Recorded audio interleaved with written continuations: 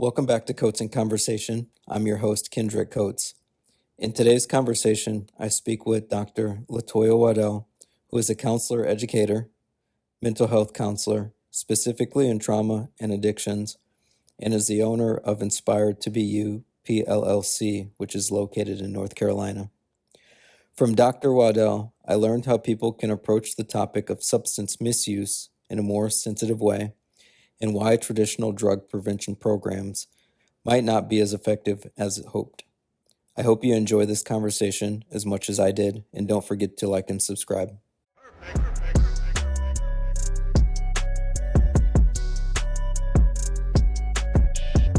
Dr. Latoya Waddell, also known as Dr. Chevelle. How are you doing today? I'm finding you. Oh, I'm doing all right. I'm glad to have you on today. I know we talked in the past just about substance abuse and rehabilitation and some of your time in the field. And I think this is a timely conversation just because of, some of the recent, I guess you could call drug epidemic or substance use epidemic that we're currently having in the United States, especially around fentanyl. I know that's kind of something, at least in my space, of having those conversations. And so to kick this conversation off, I think it'd be helpful for listeners and viewers to kind of have a background of terminology. So I often hear people use the word junkie, drug addict, crackhead, etc., which I don't think are helpful terms to use for people struggling with substance misuse. Can you dive into terminology and how people can approach the topic of substance abuse with a more sensitive approach? So I think, and I'm one that I kind of try my best to discuss topics and go along with communicating with individuals as far as meeting everyone where they are, because that's how I communicate, that's how I learn, comprehend things. Those out there watching and listening, you don't have to worry about these big old terms probably coming out of my mouth.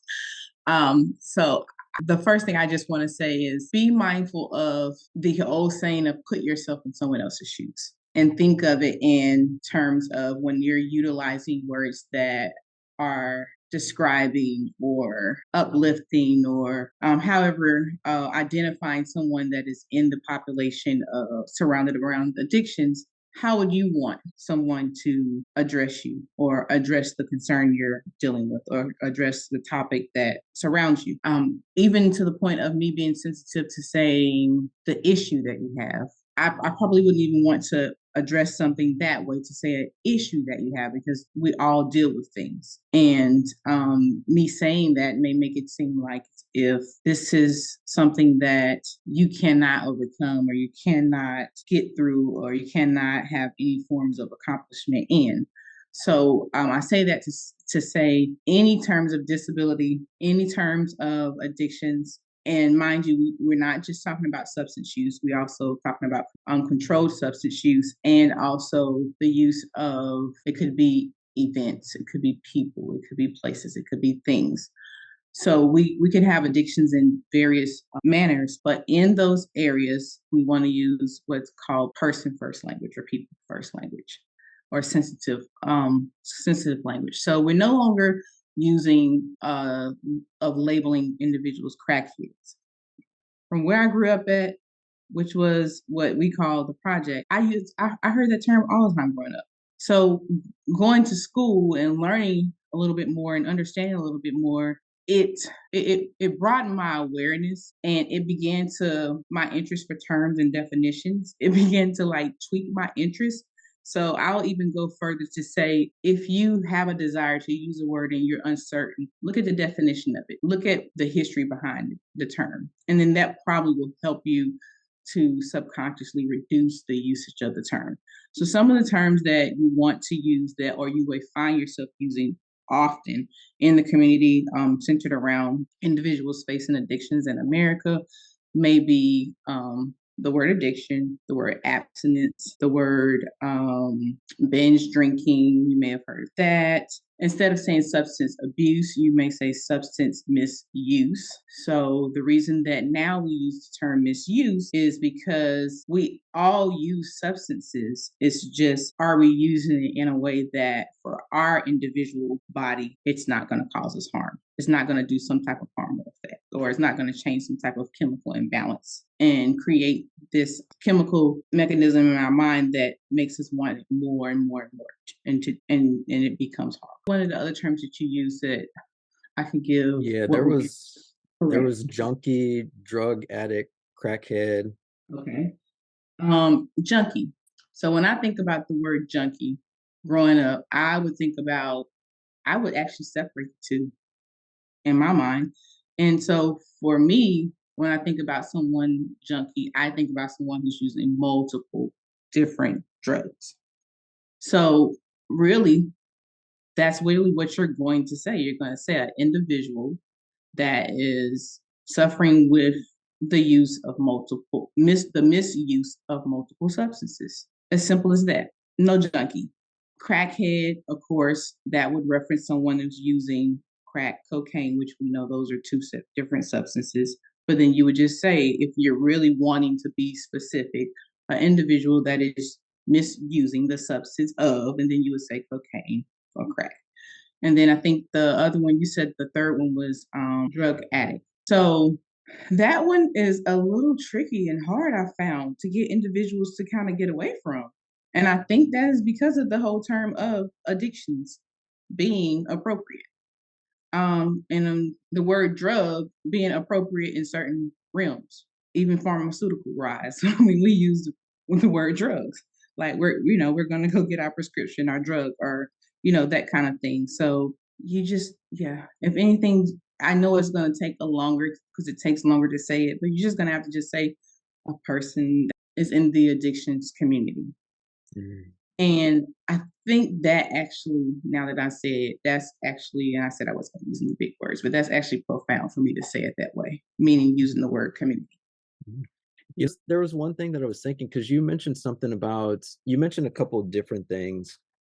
When you're thinking about the first thing you mentioned is we all use substances, which is so crazy to me to think about. And I woke up this morning thinking about our conversation that we were going to have, and I was like, wait a minute, how many people go to Starbucks? How many people go to Starbucks to get their coffee or get whatever beverage of choice? And how folks are like, "I can't function without my coffee." So it's very, very similar, I think, to somebody who may be misusing a substance or a drug because it's almost like, "I need this thing to function." The other thing that you mentioned that I thought was interesting is just like even when you were saying it, the term junkie. And just kind of thinking through, like, even when I was growing up, when you would hear those things and how there's such a negative connotation to the term. And if we just sit here and we think about, okay, a junkie, somebody that may be, at least how I think about it in the term is like, okay, somebody that is on the street, somebody that is, rummaging through somebody's pill cabinet, somebody that is, stealing things from family members to take it to the pawn shop to sell it for some money. And I'm like, that is such a negative way to think of somebody who is experiencing substance misuse. And I think that is, kind of when we're thinking about this conversation, I like that you said we all use I want to go back to that. We all use substances. I also think about just like behaviors. How many of us have to binge watch? Because you use the word binge. How many of us binge watch a specific TV series?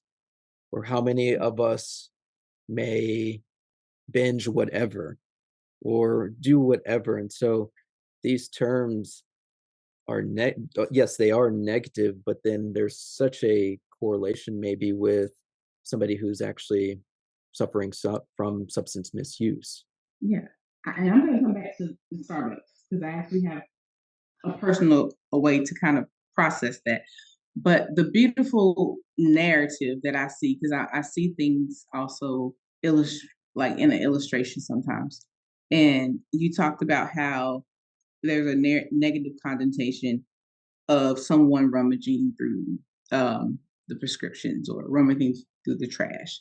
Okay, well, let's think about it in this concept. They're doing these things to meet a need that they have. It's a need that they have to function. Now, unfortunately, what they have begun to take into their body has created this false narrative to their brain that I no longer need the natural part of my brain that produces this endorphin. I need it from this internal substance to produce it now. So again, this need I have, but this is what I have to do to suffice that need. Okay. Don't we do that when we go to work? Or don't we do that when we work too much? We tell ourselves, or we look at our bank account and we begin to overuse what we don't have and then we start to try to supplement it with what we don't have. So the resolve to that is to work more. Hence, then you have someone who is a habitual worker, or as we call them, what? Workaholics. So here we go again. We're coining someone, we're labeling someone, and they're addicted to being busy. They're addicted to working. Their endorphins are firing. They're feeling good in the moment. But when they get home, the same thing that this person we've labeled a junkie is going to deal with when the high leaves, that person who just came home from working is going to deal with that same feeling or possibly that same feeling. And nobody thinks about things that way in order to have empathy for the next person. There's when I even think about that, you, kind of the somebody who is overworked, or I guess the term that we use, workaholic. I also think about what Dr. Gabor Mate mentions this in his book, the In the Realm of Hungry Ghosts, and he talks about how somebody who is misusing a drug, so we'll take heroin for example, how many of the folks that he has interviewed said it just feels like a warm hug when somebody is using heroin. Um, what are your thoughts on that? Have you experienced that? I know you've been in the field for a while and working with folks who are struggling with substance misuse and rehabilitation. Are those terms or those phrases something similar that you've heard? I don't recall hearing anyone say that it feels like a warm hug, but I do recall asking the question, what's the benefit? Mm, Most individuals aren't asked that. They're just told to stop. Nobody cared to know how it benefits them. We never do anything without a benefit. Whether you, me, think it's a bad benefit, we don't do anything without a benefit. What's the benefit? And the benefit has to be something that makes us feel good, at least for the moment. And majority of the time, whatever they tell me, I can sit back and have an aha moment and say, I get that benefit. For instance, I've been told for a moment, I don't have to think about nothing else. Okay. I can actually equate that to a warm hug. When my I deal with anxiety, and when my anxiety is kind of all over the place, I usually tell my husband, "Hun, I need a hug because you balance my sensories." And in that moment, when I'm getting that hug to balance my sensories, it just feels like everything else just calms down. So I can get what you're speaking of. Or I've had someone else say, well, I can think clearly. I can get my work done. Going back to work, you have those who function well, right? These corporate people in corporate, and nobody realizes and nobody knows. They're making all these millions because their body has learned how to function from this substance. mm. Yeah, it's like I like that you said, what does it do? What benefit is there? And sometimes I think about you mentioned anxiety, which is something that I experience as well. But prior to actually acknowledging that I had anxiety, there were different things that I would do to distract me from what I was actually feeling in my body. So in a way, I had a unhealthy coping strategy to what I was experiencing within my body, which Mhm.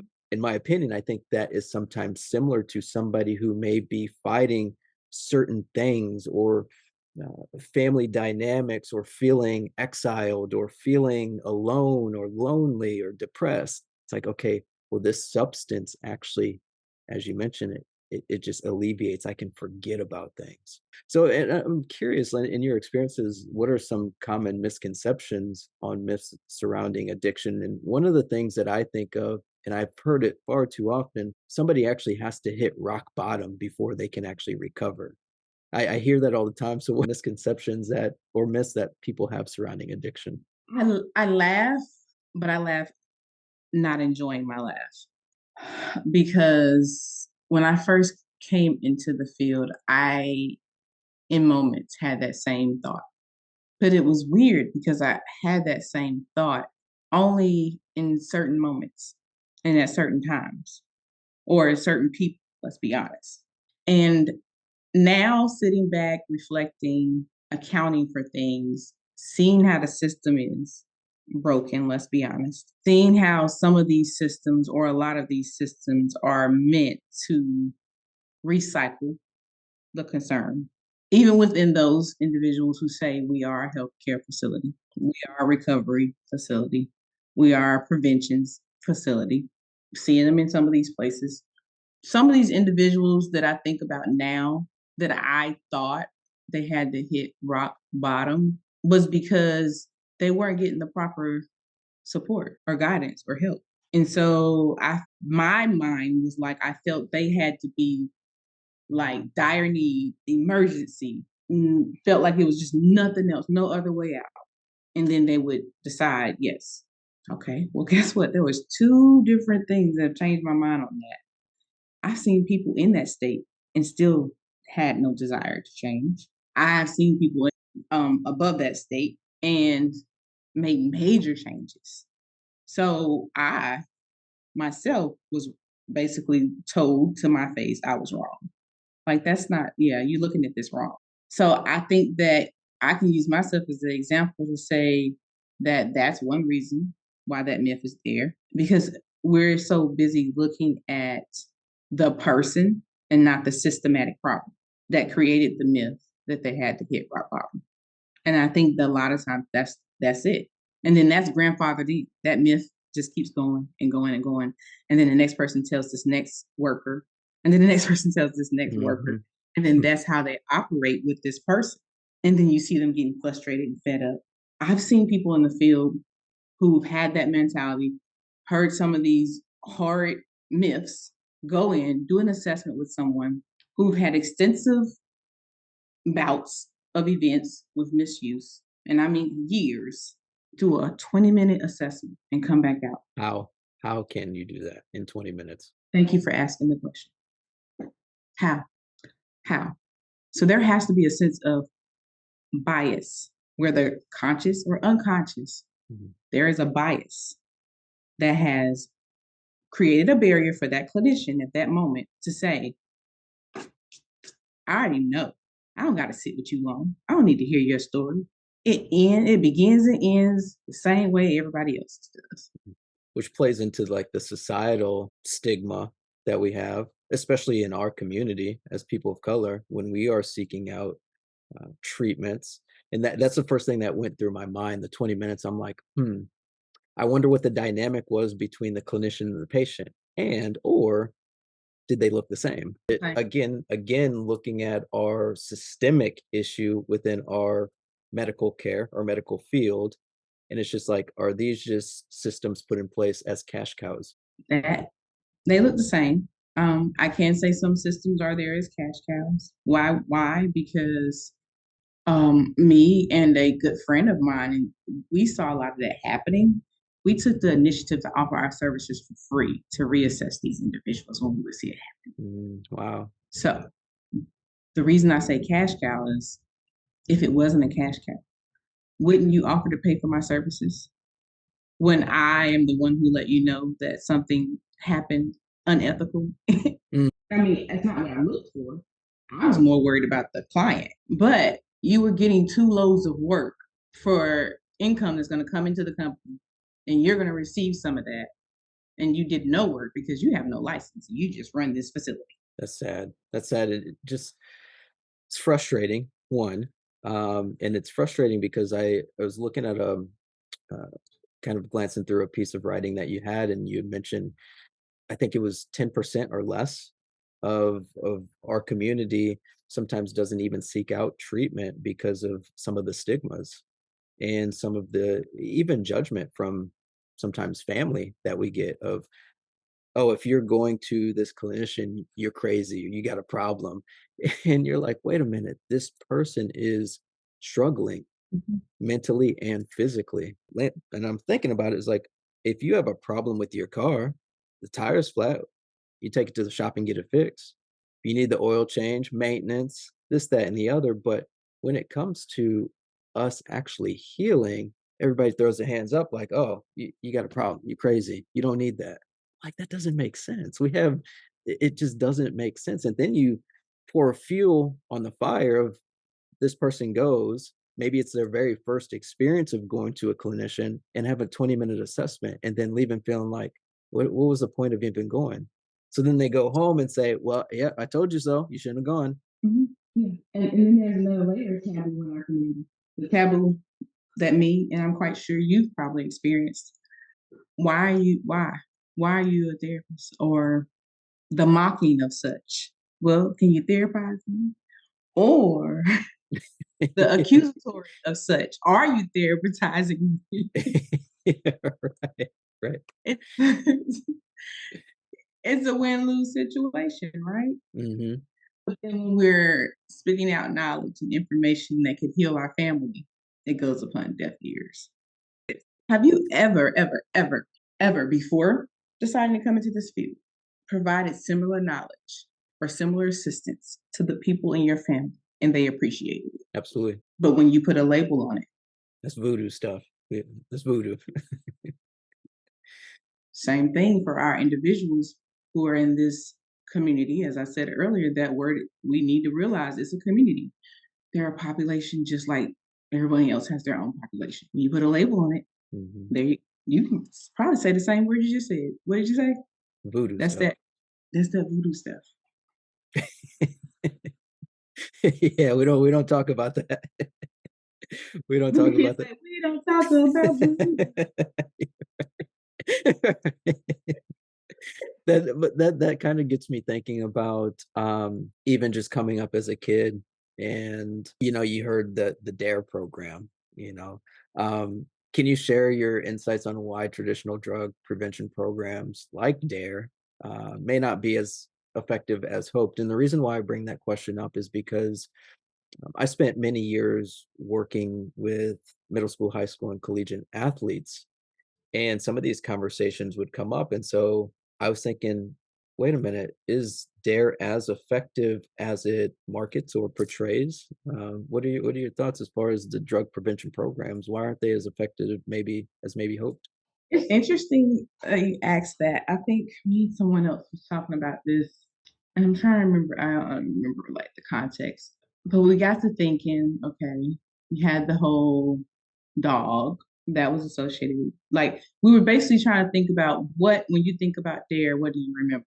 What I sticks just out? The only thing that sticks out is just say no to drugs. Okay, So you have so the it's same. more of like abstinence. Okay, so you had that. The dog. I don't Mhm. even know if you remember the dog. Not really. This is your brain. This is your brain on drugs. What am I referring to? Do you remember that one? Mm. The egg being fried in the fry pan. Oh, okay, yeah, yeah. Okay. And then the last thing that we could think of was being in the classroom and them showing us this big old like thing or something. And then it was like all these different kind of pills in it. We're kids. We're very smart, very intelligent. The memory is amazing. Yes, it is. But in my mind, the way I think of it is if you tell a child, don't go touch the hot stove, we're built to be curious. We have this innate curiosity in us. And you show us all of these colorful things. I was just sitting here together and hodgepodge of stuff in this one session, two sessions, dare one, two, three dare sessions in the classroom or a week-long dare program. Innocently, a child may be like, well, you ain't tell me enough. I want to explore more. I want to know more about it. Who's the next person they're going to ask? They're probably not going to go ask the mom or the dad. Why? Okay, the subject's taboo, Yep. especially in our community. You're going to either be told to shut up, sit down, stay in the child's place. So then you go ask a friend. If the friend's already got experience or had experience with utilizing picking up their parents' stuff. That conversation has gone sideways already. Before that child opened their mouth to ask the friend, the conversation has already gone sideways. Like it's all these different scenarios we talked about that I could think of why the DARE program just did not. It just did not work. Then again, we all know, or hopefully we all know, absence based programs are not that. They don't fare that well either. Why? Again, because you're telling a person what not to do and you're not giving them an explanation, or at least not what they feel like is a good one. Like, you're just going to tell me what I can't do? I don't have no options here. But you told me you want me to learn decision making skills. I wanna stay right on that point real quick, 'cause but me just going back growing up, just I actually appreciated some of the options. "Hey, can I do this or can I do that?" And I think children naturally, learn how to negotiate. And so if children aren't given options, it may feel like, "Oh, well, I don't have a voice, so I'm gonna rebel against the system." And I think you kind of alluded to that as well. It's like, if you tell a kid not to touch the stove, what's that kid gonna do? The I and want to know also why. I want to know why. curiosity. No, I'm saying like that's what yeah, that's what the kid is saying. Like, why did they say not touch the stove? It goes off of what you just said. So there's even thinking about that. So there are no so we got the DARE programs or, I guess abstinence programs are surrounded around addiction. And then if a child does not have the next person in line as far as somebody who can educate further, then it's kind of like left to the friends. But I also think about maybe a family who already has somebody that is struggling from substance misuse and how maybe kind of we don't talk about that because we know it's one of those touchy subjects in the household. Is there evidence or have you come across any evidence that there's an increased likelihood of someone using drugs due to having a family member struggling with substance misuse? So I'm going to say that I don't know off the top of my head the percentage of evidence. I do know there is evidence, and the reason I say there is evidence because we have evidence of different things that link to that meaning. We have evidence that learned behavior is real. What we see growing up, what we watch growing up, we innately begin to mimic those things and mimic those behaviors. Hence the reason why a lot of different countries and things of that nature are now trying to have safe houses. And if you don't know what those are, those, and I think I'm saying it right, so you can help me and correct me if I'm wrong. I But believe they those are, yes, the safe houses, and I think they have, clean needle exchange sites as well. yes. Okay. And so those are places where the parents, if they have children, they can come. And if you don't have children too, but it's mainly for the purpose of trying to protect the children so that children are not there, one, watching parents do drugs, watching you use drugs, I apologize, watching parents experience an overdose or being left home alone. Children have a place to be safely, and then the parents have a room to go in and be monitored safely by medical professionals. So some may be frowning their face up, but how many children have we saved from learning a behavior?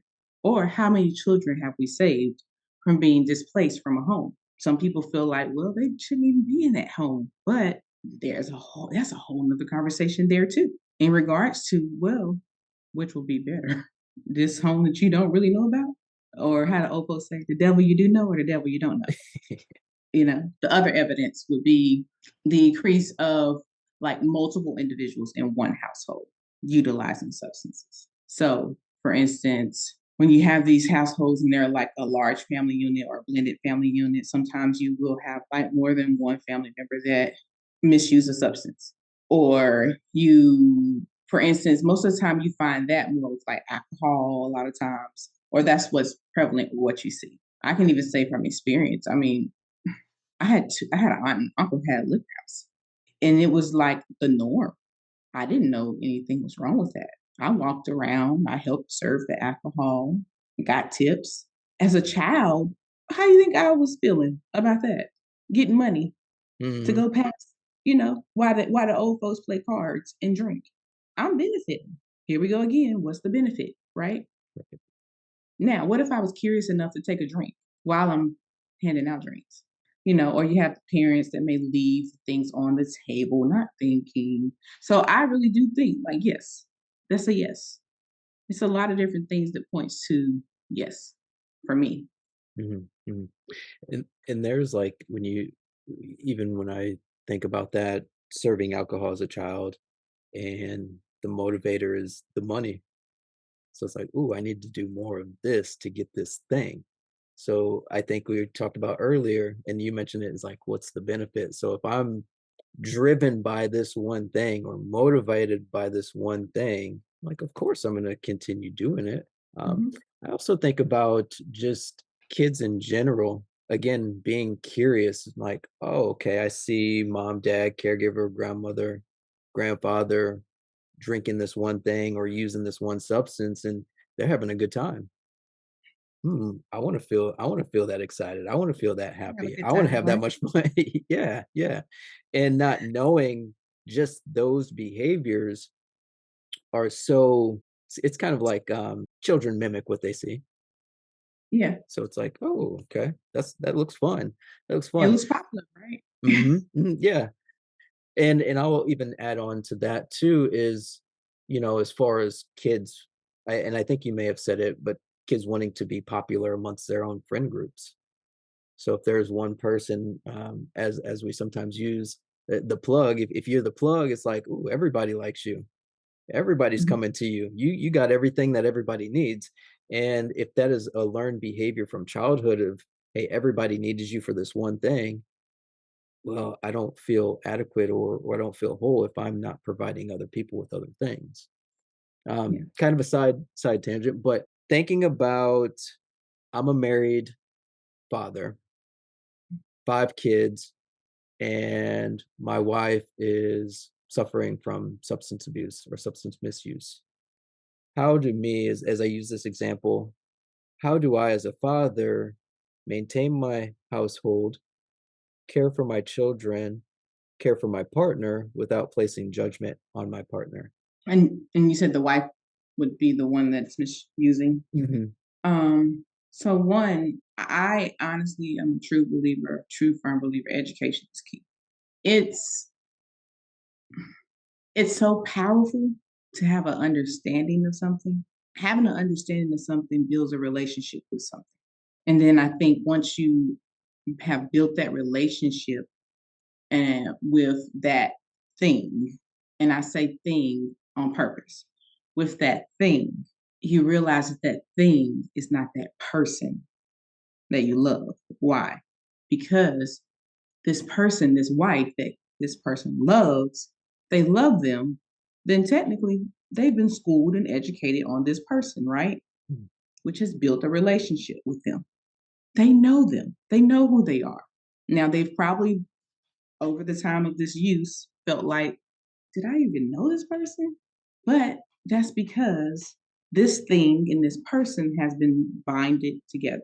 But if they understand what this thing is about and what it can do and how it matriculates in the brain and how it works, then they'll realize, yes, it is in the person and it is doing something to the person, but it is separate from the person. It's something that is it's something, it's an, how do we say it? It's an action that's causing a reaction. So then that creates, to me personally, that creates empathy, that creates understanding, that creates the willingness to at least try. Now, am I going to say everybody's going to be able to try?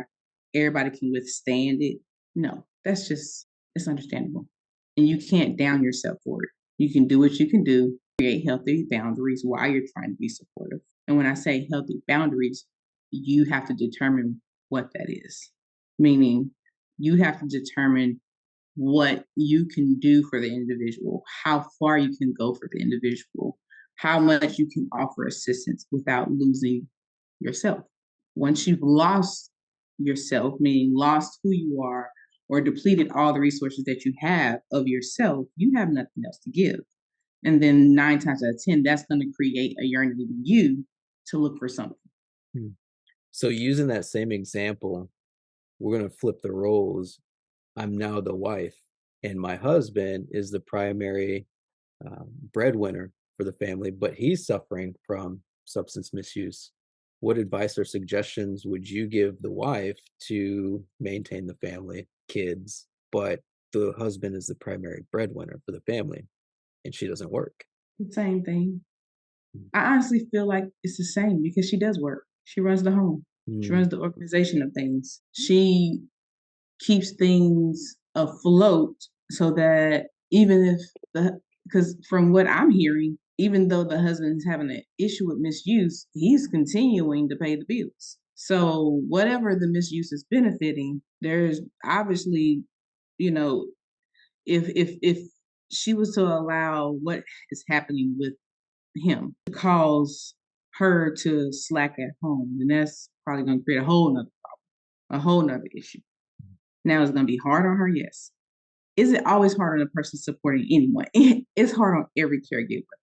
I actually I say my parents, but I should say my caregivers, that it's always initially harder on you than it is the person Why is that? because you're giving something of yourself to assist and help another person when it's more than likely at that moment or in those times, you don't even have anybody helping you. I see where you're coming So, from there. Yeah. yeah, if you want to use the demonstration of your body parts being the things that you're giving, you're slowly taking those things off and you're handing it to that person and giving it to them as they're losing their body parts. After a while, you're gonna fall over Mhm. Mhm. because there's nobody else on the other end giving it to you either. So that's why it's crucial for supporters, so caregivers to get support systems to rally around. Like for instance, we have now like Al-Anon, I think it's what it's called. So those are like support systems for families who are supporting individuals who are having misuse issues. Um, get yourself a therapist, a spiritual guide, whatever it is, but you can't feel like you have to do it on your own. You can't try to hide the demons that's in the home or in the closet. Or if not, you may not be misusing the same thing, but you're probably going to look like the same thing.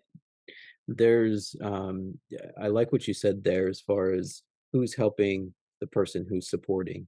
And I often say in some of the work that I do is if your cup is empty, how can you expect to pour into somebody else's cup when you're running on E?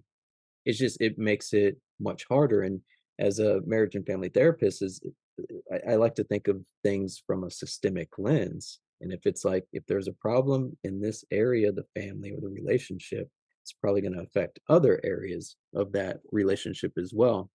Um, but I think there are many people out there, families, couples who are in these situations, and they're just like, I don't know what to do because of the fear of maybe judgment if they do speak up about their partner suffering from misuse or a child or a distant family member.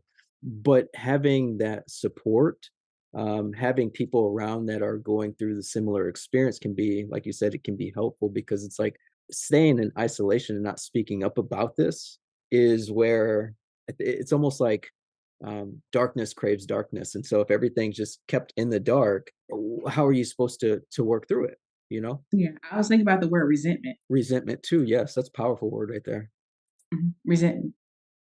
Because also it's kind of like the language that we know about like the family dynamics and everybody having their part, playing their part in the family. And I think it's the what's it's the child that gets all the attention. Golden child. Yeah. And it's like that spouse or that person or that individual begins to get all the attention because now everyone else who is doing well or seem or appear to be doing well or seem to be healthy doesn't need the help. And when they do need help, nobody else can hear that they need help. Mhm, Or how dare you need help? And it's like all these different, dynamics. mhm.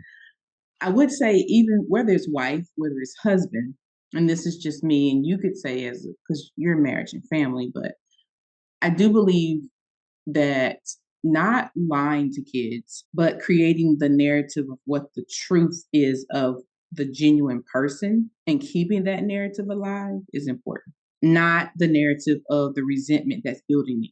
Because then what happens is you're not giving the children a clean slate to have their own opinion, their own relationship with the parent, whichever parent it is, or whichever person in the household, because we have all different dynamics now in families.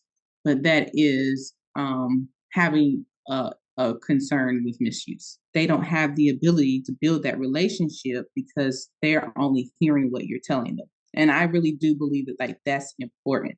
That the parts of the narrative that you know to be true, even if it don't feel good and it don't feel true, you keep that narrative alive. I'm glad you said that because it is one of those things, some folks are like, "Well, should we tell the kids? Should we not tell the kids?" And I think I would say like, what's the long-term impact of not telling the kids once they get older and they found out that mom or dad or caregiver was doing X, Y, and Z? What's the long-term effect of how that child views you as the person who should have shared that information? So now is it, oh, I'm older now. I don't really trust anything that you ever said to me in my life because you never told me about this one thing that was going on. And that's real because Very. and I go back to that word you said, resentment. I resent this person now because and then this could be an example. They've lied to me my whole life. Mhm. I never knew that so and so was experiencing this one thing. I never knew this. I never knew that. Yeah, it makes people question like, why didn't my caregiver give me the truth? Why didn't my caregiver share this with me? Why did I experience so much anxiety and depression? And I knew what was going on, but no, I wasn't old enough to conceptualize what was going on. So the one thing I challenge parents to do, and they begin to shift and they see you see all the uncomfortableness happening. And I'm like, oh God, here we go. It's about to pop off.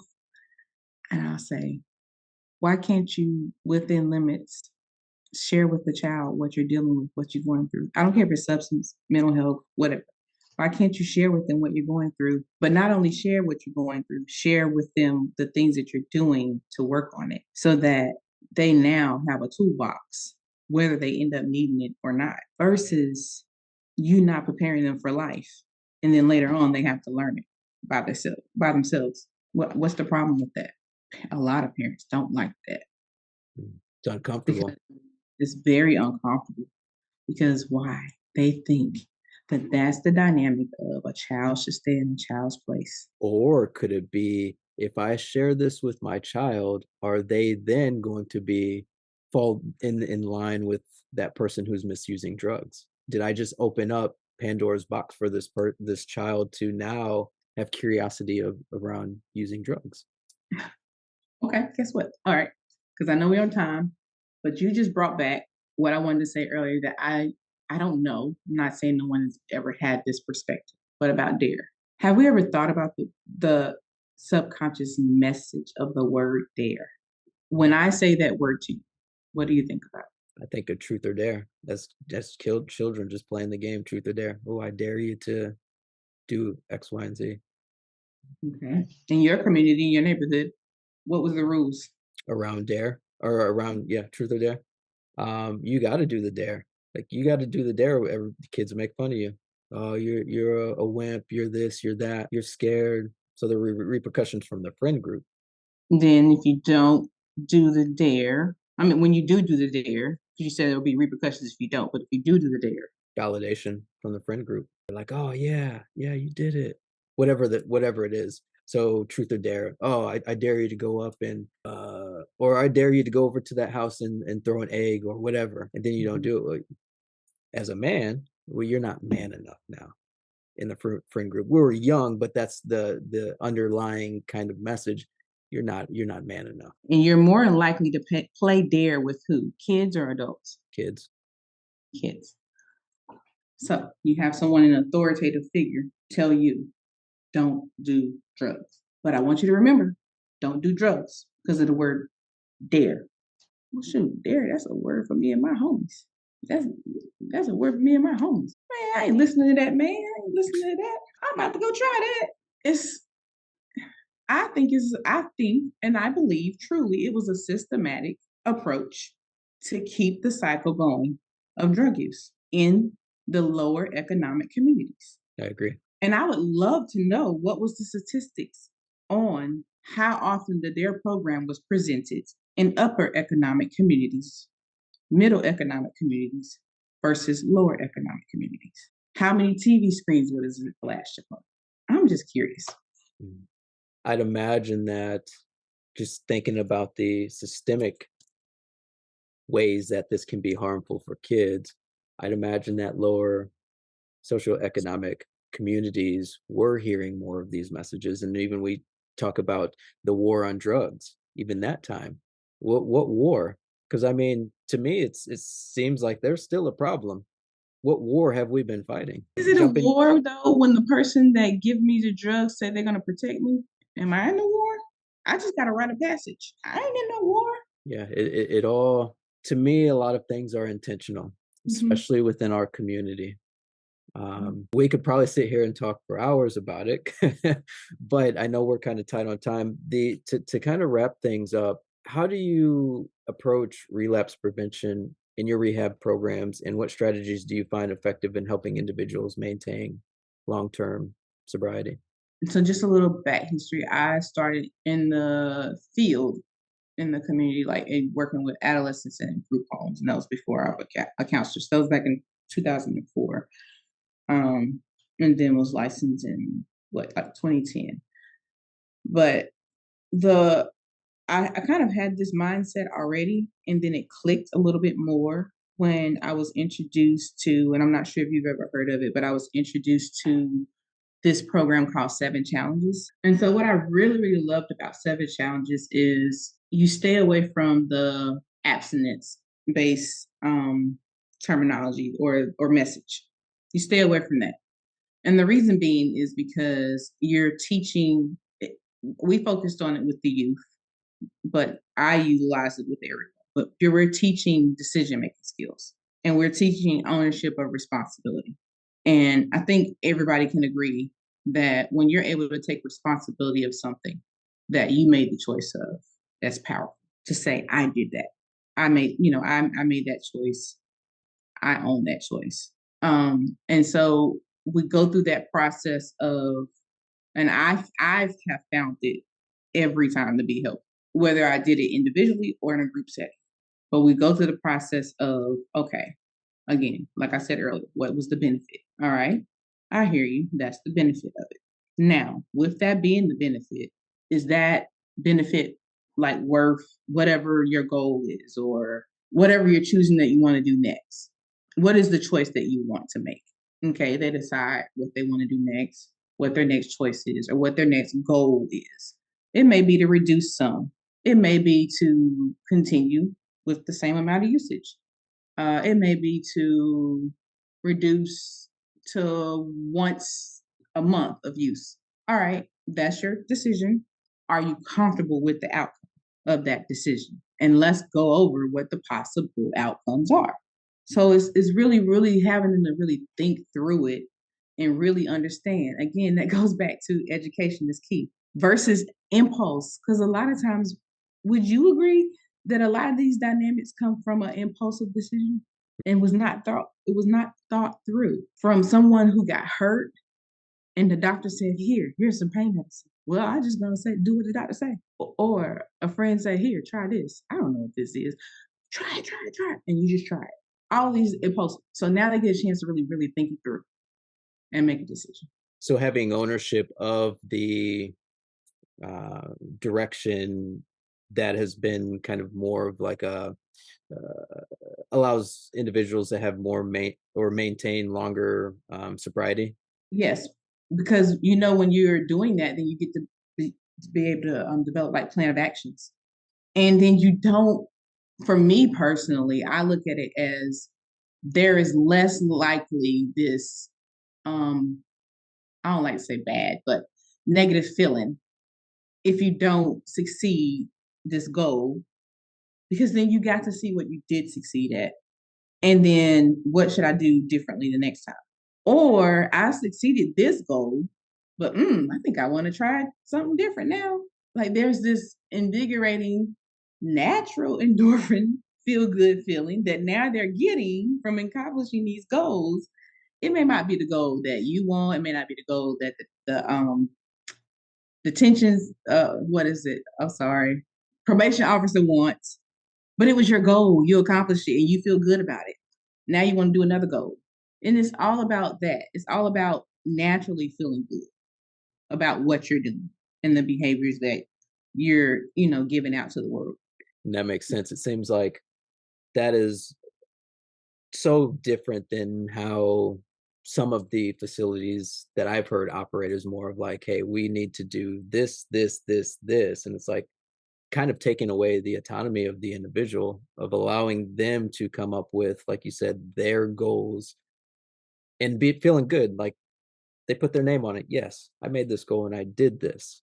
Versus, hey, no, you got to go to this facility for this amount of time. You got to do this, this. It's almost like being in prison in a way. It's like, okay, how's it helpful? How's it How? helpful if somebody doesn't learn the skill set of making their own decisions in the long term versus having somebody make their own decision? I won't say everybody is like that or all facilities are like that, but yeah, there is this excitement of accomplishing something that you have written down or put your mind to or whatever the case may be. Mhm. um Man, this was a powerful conversation. Just I learned some things just within dare, like the psychological effect of that dare has or may have had. Learning about having putting your own goals and allowing people to have their own goals, instead of like telling them what to do when it comes to rehabilitation. um, and I want to take a time just to acknowledge the work that you are doing out there. I think that having somebody in the community, that looks like us, that is providing knowledge and information and assistance to others that look like us is so powerful because so many of our experiences in healthcare, mental health, rehabilitation have been negative. And we also have this stigma within our community that seeking out treatment, seeking out help is taboo, and we shouldn't be doing that.